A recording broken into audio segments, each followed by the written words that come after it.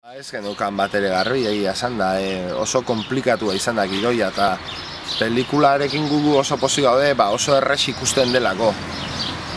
Oso xetua ematen dugu jatekua, ezta?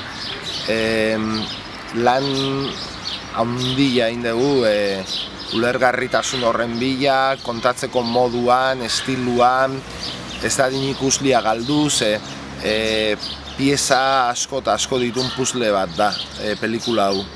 Nik egin ditudan beste bi dokumentalen aldian askoz komplikatuagoa da. Eta da gainera kasetaritza, dokumentala, istorio bat kontatzen dugu aldi berian, personaje reala daude, baina personajea bihurtzen dira, historian zehar. Orduan, orain dela 7 urtetik beraiek grabatzen zituzten gauzak etxeko bideokamerarekin eta orduak eta ehundaka ordu ikusi eta hortik minutu batzuk aukeratu kontatu ahal izateko beraien ibilbidea.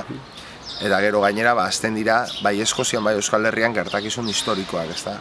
Orduan hori dana eman behar genuen modu batean, ez bakarrik ulergarria, ez bakarrik erabakitze eskubidearen mezua zabaltzia, baizik, gure helburua zen, entretenigarria izatea eta sinematografikoki ekarpen bat egitea euskal dokumentalgintzara, ezta? Zerbait desberdina egin, eta batez ere euskal gatazkaren gaiaren paisaiarekin, zerbait desberdina egin.